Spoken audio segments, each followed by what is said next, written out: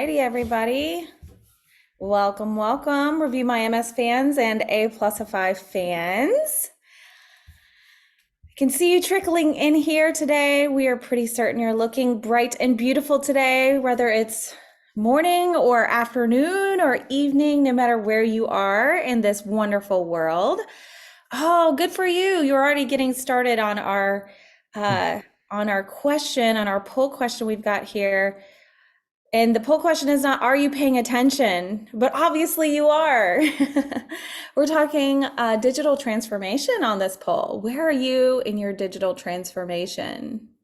Are you considering making a change to your AMS? Ooh, looks like a good almost 40% of you here are in that mindset. Or are you in the process of creating an RFP for a new AMS? That means you're probably a little bit closer to knowing what your requirements are. We got about 14% of you there in the process of collecting responses to an AMS RFP. Ooh, you're even closer, or you're selected an AMS and you're planning for implementation. Oh my gosh, you did the deal. You signed on the dotted line. And now what's bubbling to the surface is, oh my gosh, how long is this going to take? What kind of pitfalls could we possibly fall into? And what the heck are we up against in this project? Well, welcome, everybody. You are in the right place if you're here to dig in on this topic that includes some of the biggest insights on what to do before you get started on an AMS implementation.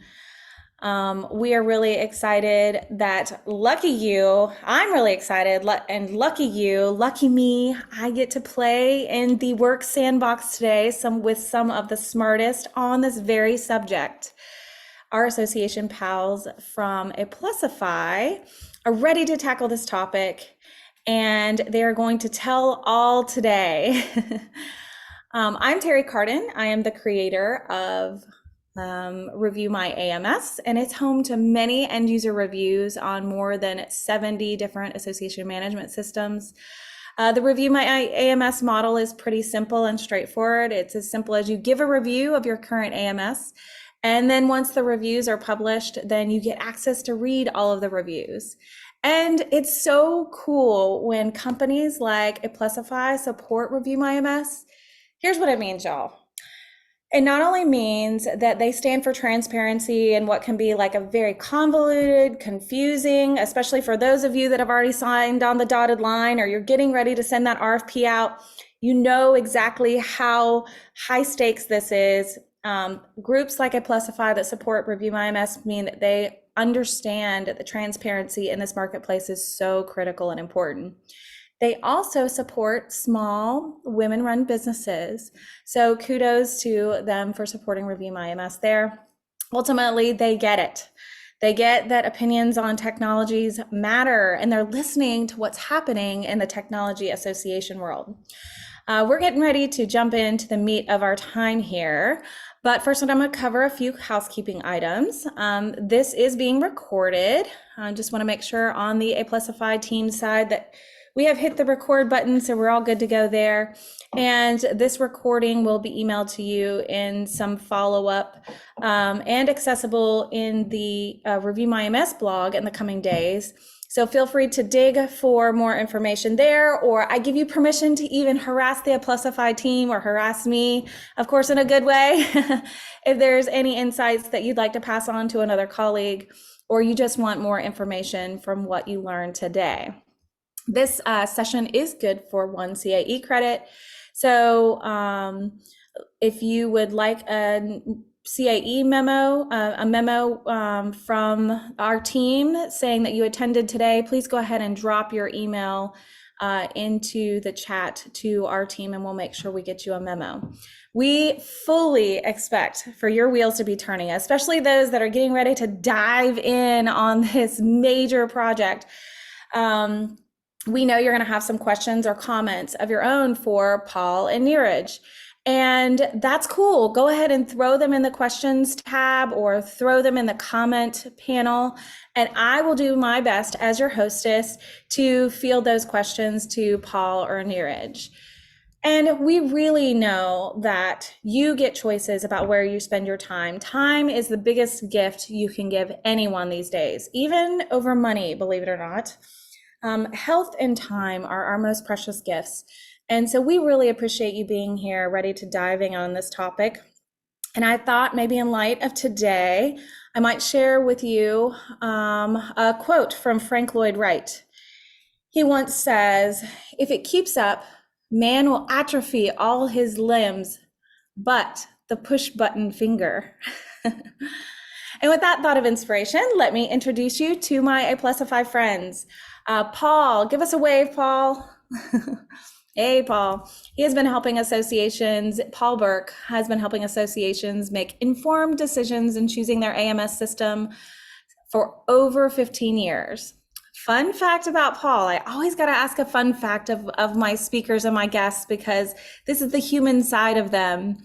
Paul motorcycled the second highest motorable road in the world as part of the Himalayas with the Bangalore Motorcycle Club. Paul, I think that's a webinar for another day. I would love to know more. But clearly you're a daredevil because you like implementations and motorcycling in really crazy places. And then we've got Neeraj Garg. He is the Chief Operating Officer at A+FI. For 20 years, he has worked alongside a multi-talented team to help associations and nonprofits drive digital transformation. He's enabled them to be more, oh, I love all these words, innovative, agile, and donor member centric. As A+FI's COO, he leads an internal task force that shares lessons learned. Ooh, we get to hear some of those today. Best practices. Ooh, we get to hear some more of those today. And practical applications. Yes, for real, we get to hear more of those today that specifically relate to associations and nonprofits. And my fun fact that I get to share about Neeraj is that he's visited over 30 countries. So very well-traveled man. And now you can see why I've got them as my special guests to talk about this topic today. So to get us kicked off, Paul, why don't you fill us in on what we get to accomplish today? Excellent. Well, thank you, Terry, and welcome everyone. We will go ahead, Gil, if you'd like to forward on the first slide, and we'll get us kicked off. So as Terry mentioned, it kind of takes a village to get into the whole RFP process. Once you've selected AMS, planning for an implementation, all these things, I'm really glad that there are a lot of folks from different areas in the search process and the implementation. It's really great, and we'll cover those today. So we're going to cover the 6 questions to consider. And as I mentioned, Neeraj has best practices from implementing on the Salesforce platform. So excited to hear from him. We're going to talk about internal resources. I just said takes a village. And so we're going to talk about that. And then how to align. How do we align and, let staff keep their day jobs while we implement this thing, and what's involved and what's needed. And so we'll talk about those 3 things. And with that, I will have the next slide forwarded. Excellent. So again, lucky me, I get to play in the sandbox with these guys today, and I get to fire all of these tough questions at them. I'm not going to insult your intelligence and read down this. We're going to go ahead and jump into the meat of our discussion today. And for that, Neeraj, get us kicked off. So let's answer this question. How do you assess the benefits and the readiness to AMS implementation? Sure. I think thanks for the introduction, Terry. And I think this is a very important question that needs to be answered before we actually jump into an AMS implementation. And most of the times, we have seen that most of the associations or the decision owners are not ready with that question. And that actually misses the whole implementation process, and then they realize that they had to actually take a step back and understand what they actually need from the system. So I think let's keep rolling and move to the first answer for the first question. So I think let's move to the next slide and we can talk. Yeah. So I think the first question is if you are actually implementing an AMS. Now, there are two things. One is you are actually working on a legacy system, which is manual, and you want to actually digitalize your system and want to automate it. So you want a software which actually keeps track of your members, which actually automates the repetitive tasks your legacy systems have been doing. So we need to understand that in this digital world, member engagement is very, very important because member is at the core of your entire process. If you are not able to engage with your members, you are not able to track your members, you are not able to understand them, the whole hierarchy of association just fails and falls apart. So it's very, very important to understand the business objective of why are you implementing an AMS? Is it because you want to keep a track of your members? Are you actually looking for membership growth? Or are you actually looking to connect with your members? Or are you actually trying to minimize your operational legacies that you have and try to automate the tasks that you have been doing? So it's very important what is the business objective. And the other objective can be that you are actually using an existing AMS, which is not solving your business objective, and you actually want to move to a new AMS. So it's important to understand from the business on what is the business objective of implementing a new AMS. Because implementing any new system or any new AMS involves a cost. Okay, and it does not come for free. So once you determine like you are ready and you have determined the business objective for your AMS, it's important to understand whether you can actually afford it and what will be the cost involved with it. Okay, now cost can vary and depend on a number of factors.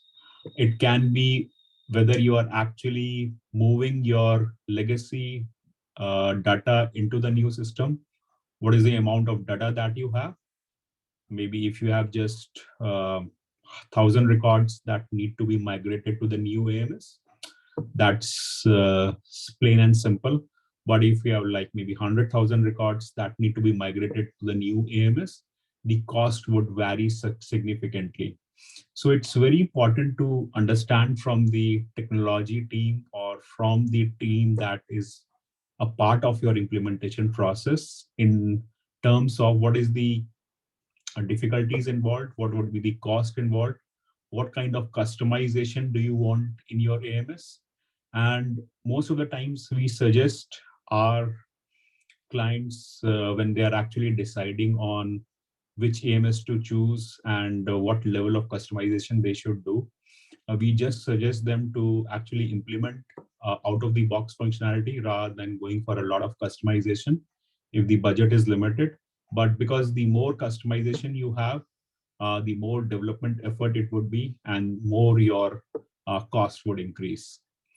And last but not the least, it's very important that you understand what work is required before the implementation stage, right? So AMS implementation should be treated as a separate project, and it has to have all the factors factored into it. So you need to understand and identify what the implementation team would be. Okay, how are you going to actually support your users after the implementation when they're getting issues, and how are you going to make users involved in the implementation process so that when the business users get the new systems, they are not surprised. So assessing the benefits and readiness to implementation is very important before implementing any software or any AMS, right? Because any software that is going to get implemented within your organization would be a change to the business users on how they are using the existing system. So a collaborative effort is required between all the departments, whether it's your accounting department or your marketing department or your sales department. And we should get a sign off from the business and then assess whether we actually need an AMS system or not.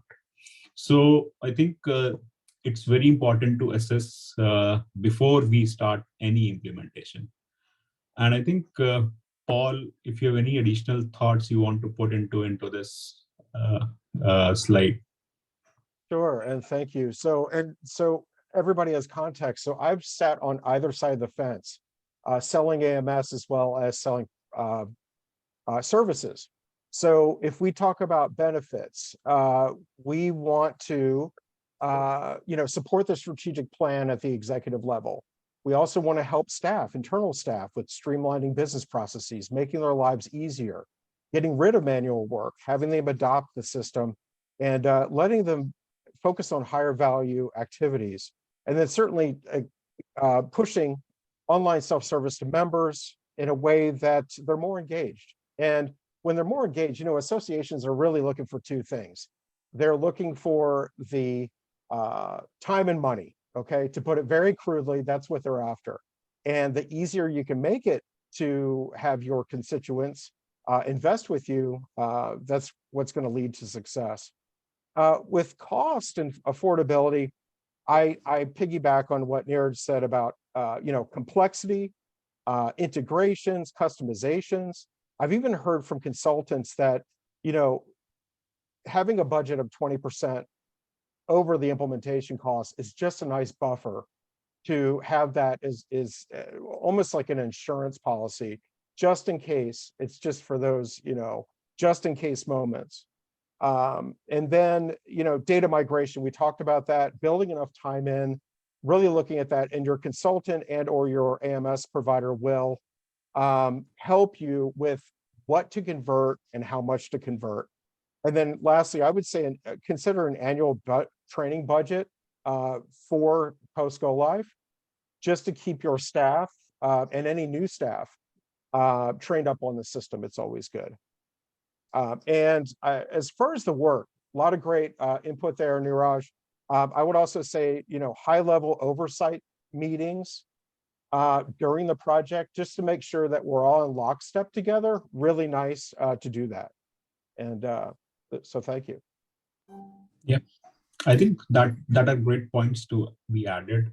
And I think one of the points that I would stress and that I always stress is work as a team, right? Don't work in silos when you are implementing a system.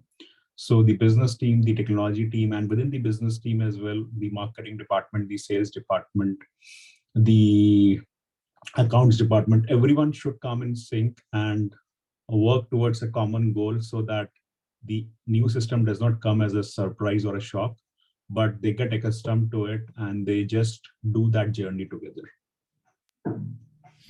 I really love this as a starter question, guys, because when association professionals call me and they've been on Review My MS, they usually call me for a therapy session, right? They're like, Terry, this or that's happening, help, where do I even get started? And I'm like, well, tell me what's going on. And I can tell you from Review My MS, the top two biggest complaints of the current system have to do with training and reporting or customer service. Those are the top three: training, reporting, and customer service. So those keep being like a constant theme around people who are ready to move off of their existing systems. So I really love that post-training budget point that you brought up, Neeraj, which is like, that tends to be my next question. And when I say like, okay, you say you're ready because the team keeps barking at you about how awful it is, right? Well, when was the last time you actually sent your team to go to the users conference of the technology? When was the last time they accessed the resource portal or the resource library? When was the last time they sat in on an update and got training on the product? And most of the time they'll say, well, we used to send, or, we used to, or that used to be part of their job description, or, it is part of their job description, but, And a lot of times that's fallen off the wayside. So definitely that post-training budget can help heal some of the existing wounds that you might have with the product that you're on. And by the way, this is such an awful fun fact, but it is a fun fact, is that the average association moves off of their AMS platform every 5 years. That is just kind of a daunting and scary thought, especially when it comes to some of these numbers that you guys are throwing out as a reality. Okay, so great first question. Let's move on. How to create a rollout plan. Okay, so now we got getting to moving. Neeraj, tell all about like the one. I see you've got 1, 2, 3 here on what we. It sounds so simple when you put it in these terms. 1, 2, 3. Tell us, how can we roll out the strategy for AMS implementation? Sure. I think one of the things that we talked in the last slide was that whenever we are implementing an AMS, it should be treated as a separate project. Okay, it's a separate project. It can be a 6 months project or a 1 year project. That is something that everyone has to list down on what are they going to do in phase 1, phase 2, because every project you cannot have that this is the start date and then I'm going to actually test it out after 6 months. We are moving in agile fashion and everyone wants to see what is happening. And that is good as well, because if you are able to see your baby grow every month, right, you are able to identify like what steps needs to be done or what is wrong with your baby, right? He needs bigger clothes or he needs more nutrition now. So same happens with the project. And if you're able to divide the project in different phases, it's easy to implement because like we talk about data migration. So let's say that we have got 100,000 records which have to be migrated from the old legacy system or from the old AMS to the new AMS. Now, if we say that we are going to roll out and move all those 100,000 records in one go, then what will happen is there might be some missing data in the old records, or the old data might be inconsistent, or they might be missing a lot of things. So what will happen is all those 100,000 records with the bad data will move to the new system. And the new system also has those 100,000 records which has bad data. While if we would have rolled that down in phases, where we would have said that in phase 1, we will just move 100 records. We are going to just test them out and see if there is anything wrong with it. So what will happen is you are going to move 100 records. Users are going to test it out. You are going to find mistakes, and then you are not going to repeat those mistakes for the next 90,000 records that are left. So we should be more careful when we are planning things, and everything should be planned in a stepwise fashion where you don't have to just jump to the first floor. You need to have a ladder and you just have to climb it step by step. And that is what we mean by the rollout plan. So if it is like a 6 months plan, I think just divide it into maybe 4 phases or 5 phases so that a small chunk is done and tested out. And then obviously the training would be easier for the users. So in one of our projects, what we did was we involved the business users to do a testing. And since they were involved with the journey, with our journey and testing it out in phases, so it was easy for them to test out and they could spare that amount of time. Now, imagine a situation where you roll out the entire system in 6 months without any testing or training to the users and just give it to them. They might not know what is coming along and it would come as a shock to them. So it's important to involve the users and involve them in different phases of the project, break it out.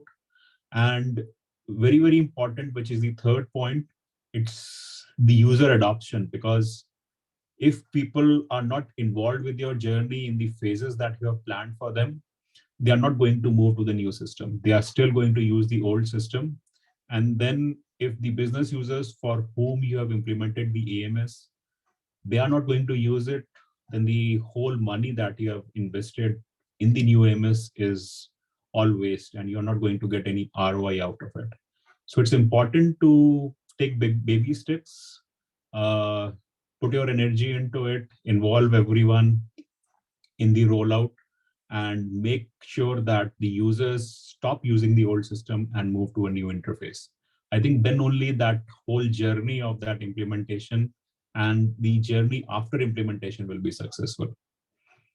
So I think, Paul, you can add more examples from your knowledge of associations if this is the things that work out for them. I can't agree more, especially the staff engagement. You know, staff need to own the system. And so if they're having involvement during the implementation and even post go live, as Neeraj, as you mentioned, no deer in the headlights when we go live. Also, you know, I was talking to an association just this past week where they said, you know, we're complex, but it isn't the system that's complex, it's how we operate internally. And so this is really nice because you get to sort of reset your standard operating procedures with the system. And then we're going to leverage best practices of what other associations do to sort of minimize what you have to do internally. And so that's definitely a benefit as we talk about this. And then rolling out in phases, and just like with integrations, you know, what's important for the first integration to happen versus some other ones? You know, can we do that in phases? And even with customizations, if we look at customizations and in looking at, you know, going through the processes, you know, you have to ask the question, is the juice worth the squeeze? Or, you know, someone may say, well, we need to customize this. And then we'll say, well, how much and how often? And that generally will lead them to, oh, wait, we don't have to customize that. We can do it another way. So there's a lot that goes into this. And I get excited about staff and the ownership of this whole thing. And not to mention, some of them obviously have already gone through the whole selection process, which in and of itself is a huge undertaking. So there's a lot to be said. And I talked about the executive steering committee, but, you know, I think it's important to celebrate these milestones as we go along, and not just the end of this, because it's so involved, and staff, you know, we're just so happy that they're involved and engaged. And so it's important to have those celebrations. Yeah, I think that celebration word is a good example. We should celebrate every milestone. That's true. I love that. I've done a presentation before where I talk about the transitions. I call it like the 10 commandments of AMS transitions is what I used to call it. And one of the slides was definitely about celebrating when you sign on that dotted line and creating a single document that basically says, okay, from all the stakeholders, why do we feel like this is the best decision at the time that we're making it? Because there are going to be days, I promise you, where you go hair on fire. Oh my gosh, why are we doing this? What the heck were we thinking? And if you have that document printed out and everybody can see it on those days when it's really hard and it's not going like you thought it was going to go, you can actually look back on that document and say, oh yeah, that's right. I forgot it was going to cut our renewals process 2/3 in the time. Oh yeah, that's right. It's going to streamline, you know, conference registration by this, you know, oh, that's right. It's going to, and you can fill in the blank and have a document to kind of go back to.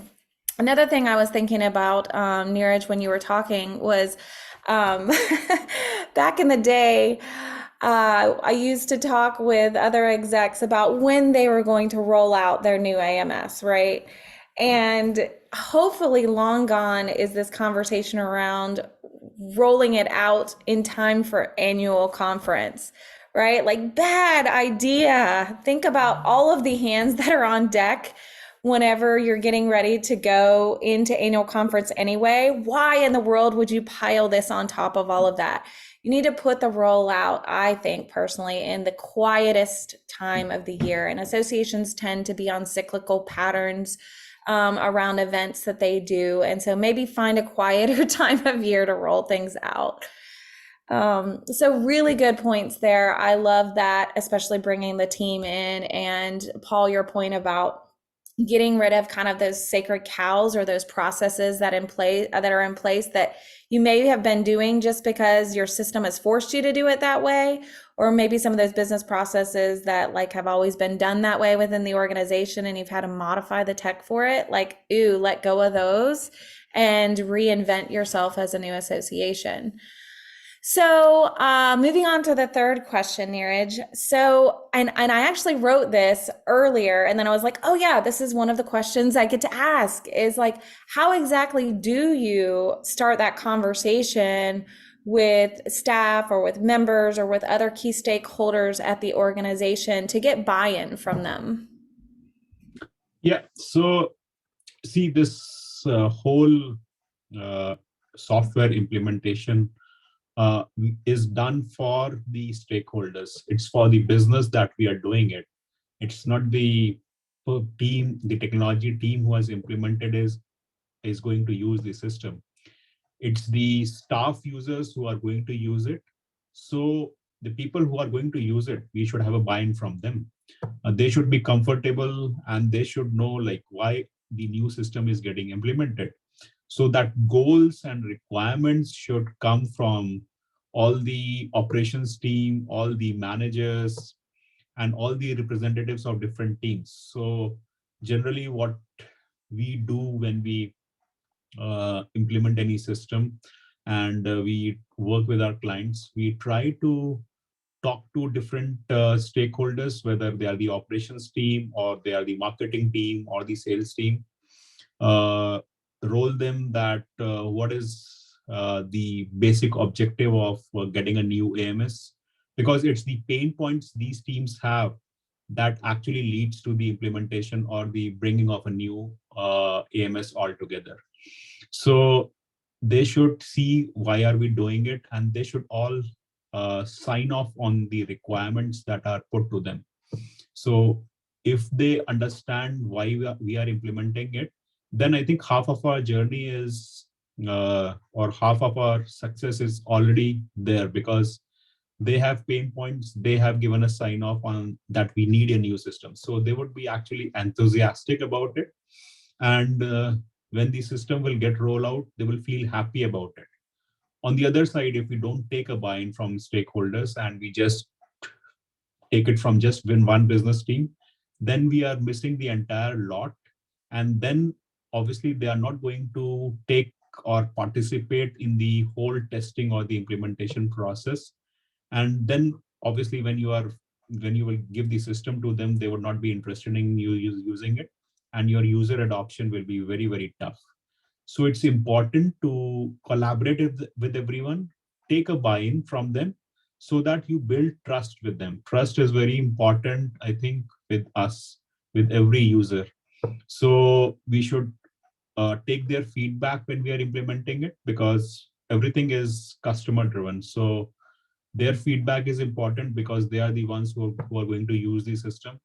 And we should take that feedback, implement it, and then again ask them to test it out. So we need to identify subject matter experts, leaders, champions, individual contributors who are enthusiastic, because what we have to keep in mind is we have to train the trainers. Okay, we don't need to train the users, we have to train the trainers. And the trainers would be the people or champions who are going to test the system along the implementation process. Because if you are able to train them, then they are going to take the responsibility of training the other users as well. So it's important to get a buy-in and build that trust with the users so that they move us along with this journey. And then obviously, as Paul said, right, it should be a celebration with every milestone. That can only be a celebration if everyone is working together and everyone celebrates together. So I think everything is linked to collaborative effort, to buy-ins, to understanding the objective, to carry everyone forward and grow together. I think that is what the mantra should be when we are implementing the implementation project. So do you agree, Paul, that I think buy-in is very, very important for any implementation process to kick off? I do. These are all great points made. And I would say, you know, the relationship with the vendor as well. It is a marriage. Your business analyst becomes your best friend as you go through this process. So I think that there are a lot of great data points here. So agreed. Yeah, I was sitting here thinking about the times that I've been through AMS implementations, or really any tech implementation for that matter, and because really, y'all, you can copy paste this information, this intel for learning management system, email marketing system. I mean, you name it, all of the online community, all of these are copy paste best practices. And I love that, train the trainers, Neeraj, getting champions to buy into the concept of it, because it's that whole CAE thing. For my CAEs that are here, for those folks that want the CAE credit for this, you're going to know what I'm talking about. When you're in CAE and you're learning, you know that member to member is the best conversation to happen. Board member to board member is the best way for a conversation to happen. Volunteer to volunteer. It's not staff to board member, not staff to member. It's not staff to volunteer. It's really the best conversations happen whenever you're having those peer-to-peer conversations. So when you can get champions on the board to talk to other board members about and bring them in for the buy-in and be champions, or when you can get volunteers to get other volunteers on board, that really is where a lot of that power and that mojo comes in to build that entire community of stakeholders, right? And this is another comment I just threw down here, is like, because as humans, ultimately, what we want community for. And I used to just like put this stamp on association people, but really, I just think it can go even farther. It's more like the human effect, is that the reason why we want community is for celebration and commiseration. So the bigger you can make that community pool of stakeholders, the more people you have as buy-in. And next thing you know, like if you're on that bell curve of adoption, you're all of a sudden on the bad end of the bell curve if you if you haven't adopted that idea. So I love those points. The last point, building trust with users, I actually added build a reputation by supporting your brand promise. If we start with that brand promise of what we're trying to do as an association and we work backwards, that's what makes it fun about collaborating to do what you want to do as an association, to move it forward, as you say, and to really get everybody behind that goal. Yeah, I love that. I love that. Get like tapping into that human factor rather than the tech factor, right? Which I think leads us to our next question, which is like, okay, well, Terry just threw out, board members, volunteers, members, staff, all these stakeholders that could possibly be involved. But like, how do you actually identify the implementation project expert and champions? Neeraj, give us the intel on this. So whenever you are talking to the business teams, so you are maybe talking to 25 members of different business leaders, the marketing leaders, the sales leaders, the customer service leaders. So there are some people who are like more vocal and enthusiastic about the whole thing. So they're like, yeah, we will do it. Let's do it. So I think those are the kind of people you have to identify who don't shy off, who are more vocal about speaking the business processes and sharing their ideas. And they can be subject matter experts because obviously they are working in a system for so long, so they know what the business is. So if we can gather some kind of champions like these who are very vocal about speaking, like this system is bad, this is good, right? This is what you are doing. Your system is pathetic. Your system is good. So we need to have an honest opinion from these business users. So if you can identify maybe 3 or 4 or maybe 2, right, depending on how large your project is, if you are able to identify these champions, give them permission to test the AMS, because what they are going to do is give you a very genuine feedback about this is the thing I wanted like this because that is how the old system used to do. And if you can actually change it, it would be good. So their feedback is very precious for everyone, for the technology team, and because that is how the business works. So the feedback should be implemented, and when we say feedback has to be implemented, then obviously there would be certain changes in your plan. It may be that your plan gets delayed by maybe 15 days or 20 days. So it's good that you revise your plan because uh, you need to implement that feedback, because unless you implement that feedback will keep on lingering and will ultimately hit your life support team, and you will have issues when you actually when your users start using the system.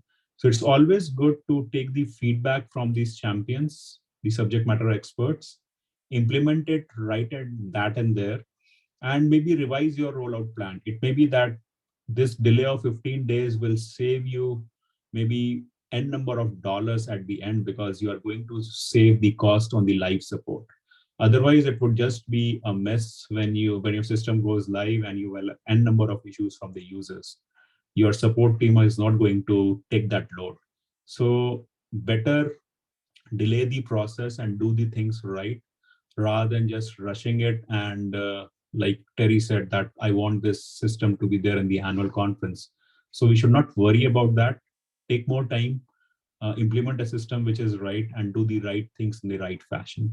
And for that, it is very important that you identify those champions with you, because they are going to serve as mavericks for you and take you to the next level of your implementation.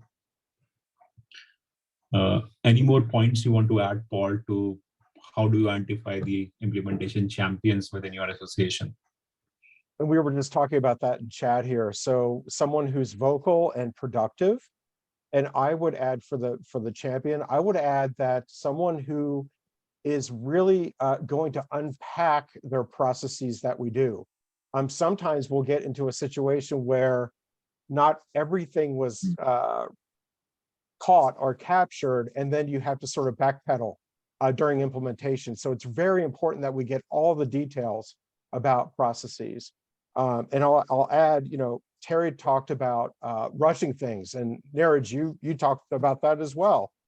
Dues renewal, let's not get, let's let dues renewal pass and let that big wave pass, and then let's focus on doing this in a more pragmatic fashion and give everybody the time to breathe, because there's a lot of moving pieces. I will also add that some, I'd say most associations will implement their AMS and that's it, but some may implement the AMS and the CMS and maybe an LMS. The AMS is a lot to get your head wrapped around. Typically associations are good about this, but it's just something to take into consideration. I know we want it all, but it's important to be pragmatic. So thank you. Yeah, both really good points. And, identifying these people is not usually that hard, right? Like these are pretty much those squeaky wheels in a good way within your organizations. But I might add to this commentary here is like when you identify a stakeholder to help with this endeavor, like maybe share with them why they're helping, like very specifically, right? Like, here's why we need your help. We need your help because we want to see what somebody who's never touched this system, like where they naturally go. We call that user experience. You can like dumb it down for them, right? Like we need to see user experience in action, right? And that's why we need you. All you have to do is use it as if you're just someone walking in off the street, right? Or maybe you say to them, like, we're really looking, we know you're like, have some technical know-how. We're really looking for someone that as a member, as, you know, a key part of this community has a technical background and can kind of like fill in some of the blanks here where you might think, or we're looking for like how well you think this is on brand, you know, or like from a design perspective, what does this feel like and look like to you? Does it feel like part of our association? And so you're being very targeted about why you're asking them to champion for you. So all really great points. And I mean, doesn't every association wish we had like just a giant well to go to of champions? Well, guess what? It's very likely you do. And don't forget to access them, right? So how in the world do we actually keep these users engaged throughout the implementation process? My gosh, sometimes we think that like this is only going to take a few months, and a few months turns into a few quarters, and then a few quarters turns into a year and a half. And it can be really painful to keep people apprised of what's going on and get engaged in the process. Neeraj, give us your tips on how we can keep people the most engaged with what can sometimes be a really long process. Yeah, I think users should be engaged right from the beginning, because it's important. Implementation is a journey which has to be done with everyone moving along. So users, as I said in the last 4 slides as well, they have to be engaged right from the beginning of the implementation process. Because if you don't involve them right from the beginning, it would be very tough to engage them in between. Because users have to have that feel that they're engaged and they're associated to that system. Because if that feeling does not come to them, it would be very tough right at the end to engage them and give them a system which is completely new. So we have to make sure that we are communicating with them regularly. Communication has to be both ways. So we need to take their feedback, and we need to appreciate the work that they are doing by testing the things, because everyone needs appreciation. So if you're going to pump them, motivate them, and make sure that we implement that feedback and update them that we have implemented it, right? So it's important that we get the communication from them, and then we update them on the things that we have done as a feedback for them, and then ask them to retest it. And obviously, if we do that, both the side of the users would be engaged, and we can actually celebrate those milestones together. And when there are celebrations, obviously that means a happy ending to anything that we have started. And as I told you, we have to follow the train the trainer methodology, because if we don't do that, just training every user and having that training budget in place is a big problem. So if you need to reduce that training budget, make sure that you train the trainers, keep them engaged, so that those trainers are going to actually help you out in training the other users and squeeze on your training budget. So I think it's all related. So it's all about communication, collaborative effort, celebrating those milestones together. So it's a journey that everyone has to do together, and make sure that we cross that milestone till we actually reach the end of the journey, and then obviously support each one to make sure that we use the new system. Your thoughts, Paul? Agreed. So we talked about setting the system up, right? And here's my point. The implementation vendor is going to do a lot of the communication with the subject matter experts. What that looks like is a project manager managing the project. The association will have a project manager as well. So they've got that communication going back and forth. You've got the business analyst on the vendor side that is prescribing how to get the most out of the system with the subject matter experts. So you have that communication going. And then, of course, as I mentioned, the executive steering committee, just making sure everybody is in check at a 10,000-foot view, And so there's a lot that goes into our communication coming from the vendor, and it's that two-way that really keeps everybody in lockstep. And again, it's great to have that project timeline and that plan in place, obviously. It just comes to mind like, okay, I'm sitting on the tarmac, we're sitting there, and the pilot's not telling me what we're doing. As long as the pilot tells me what we're doing, then my expectations are met, and I know where we are, and I know what's happening. And that's really good, just to keep those communication lines open.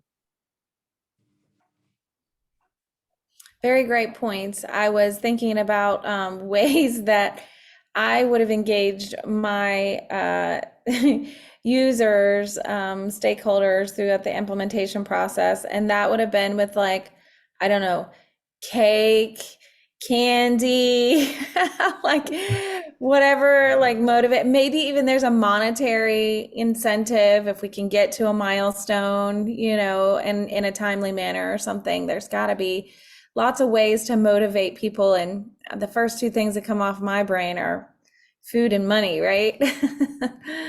So, all right. So we are getting close to the top of the hour here. Really great content. But let's wrap up with this question from me. But if there are questions from the crowd that's here with us today, please feel free to shoot those into the chat or the Q&A panel, and we'll make sure we have a couple of minutes for those. So Neeraj, how exactly do you train those users and provide live support? Seems pretty intense. Yeah, I think it's more of the responsibility of the trainers whom we have trained in the implementation journey to take care of the user adoption. So because user adoption can only be taken care of by the business team because they understand the system. They are the ones who are leading the business teams. So we need to see that. So maybe like if we have rolled out the system for, and we should, when we are rolling out the system, I think we should roll it out for different departments and at different times so that when we are training them, we are able to train them in a fashion which suits their needs. So marketing team may have a different need, sales team may have a different need. So it's important to form batches and measure the success of the implementation through these batches. Understand the pain points of different users who are actually getting trained and make sure that we handle them well. So again, this whole user adoption process has to be in phases. It cannot be done in one go. You have to make sure that everyone is getting trained in batches with the processes they have, and we take their feedback and implement it. And at the end, we have to make sure, and our success criteria is that all of the users should be using the new system, and we should just throw out the legacy system that they have been using. If we are able to do that, that implementation project is a success and we can all celebrate together. But unless we are sure that everyone has adopted to the new system, we are still miles to go before we sleep. So I think we should just all take these extra miles, measure the success, track user pain points, and make sure that everyone starts using the new system. I would agree with that. And, you know, we think about the standard operating procedures that I talked about earlier with, my gosh, we're so complex. Well, this is a great point to make where we're going to streamline things internally and help you. I also think, you know, workers or staff that are accustomed to working off Excel spreadsheets because they haven't embraced their current system, you know, getting them on board. And we know it's a change. And just having empathy around that. We understand that it may be hard at first, and it is a change, and change is hard. But we're with you. We're going to work with you, and at the end of the day, we want to make your lives simpler and easier. So, and just push more value to your members, as well as, you know, if you think about it, reducing that manual work that you may have to do, you know, double data entry or whatever it may be. We want to help you along with that.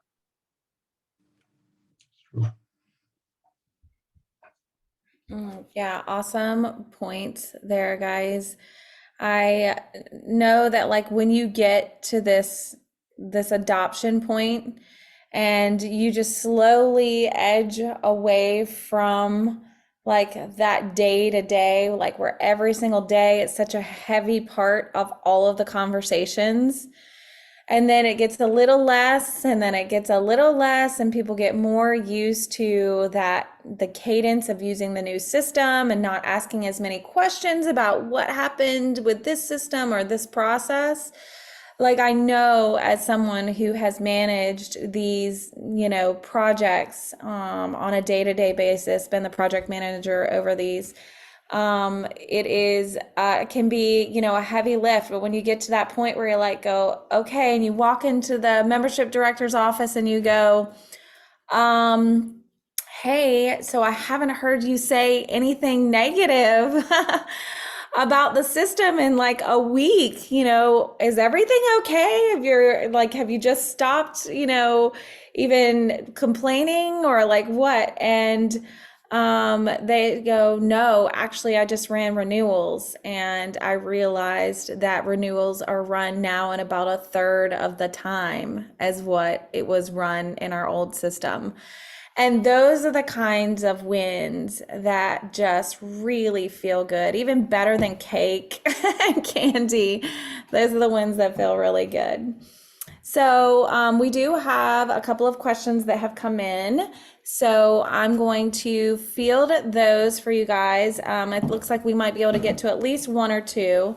We got a question that has come in from Wesley. Thanks, Wesley. Any advice on how to communicate with or support team members who may not be getting exactly what they want with certain functionality? Ooh, okay, could just take me back to that membership director for a minute. In other words, they were engaged and gave input, but the association ended up going in a different direction. Neeraj, you want to get that one kicked off for us? Yeah, I think the best way to engage the users is to understand their pain points, right? Sit with them, try to understand what problems are they facing within the system and can they be rectified. Sometimes it's a very simple problem and it's just that they are not able to identify that it's actually a feature which they don't know how to use. And it's very simple as that. It may be a 2-minute job to just tell them and educate them. So if you are able to sit with them, understand their pain points and help them out, even if sometimes it takes time, those users will get engaged with you, and every time they will have a problem, they will come to you. So talking, communicating, understanding the pain points, making sure that users are being heard, there is someone who can hear them. Because most of the times what happens is users just raise issues and then there is no one who is actually looking after their issues, and then they lose trust in the system. So it's important that you communicate with them, engage with them, and then I think every problem they will have, they are going to come and speak to you. Yeah, I think that's a really good point. I don't think you only lose trust in the system, but you lose trust in the relationship with them probably as well. Yeah. And you got to have some thick skin and be able to have the tough conversations whenever you're in this role. Okay, we'll take time for one more, I think, really quickly. There's reference to creating a forum to keep users updated. Any recommended ways to best communicate? There can be many forums, Terry. We can have an internal forum that you can create, right? Or you can just create a Slack group. There are so many tools for communicating, right? What we generally do within the projects is just create some kind of tool called Slack, and we invite the users from the business team, from the technology team, and then that group continues right from the start till the end, and people communicate in it, throw their ideas, maybe post their testing results as well, and that keeps the communication open. The more questions you have, the more you answer, you can use it. So that is one example. There are many more that you can use. You can use Zira if you are using a defect management tool. There the communication can happen through tickets, through epics. So there are like n number of tools that you can use as a communication between different groups, and they can communicate. Awesome, awesome. Okay, well, we are at the top of the hour. To respect everybody's time that's here today, we're going to wrap up.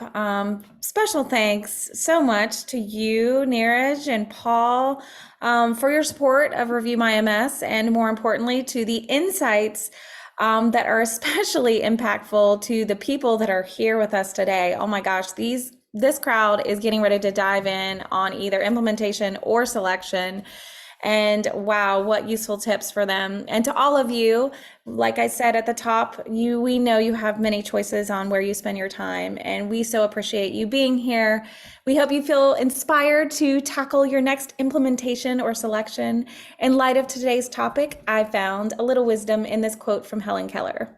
Alone, we can do so little. Together, we can do so much. Y'all have a wonderful afternoon. Thank you so everyone. much. Bye-bye. Thanks, everybody.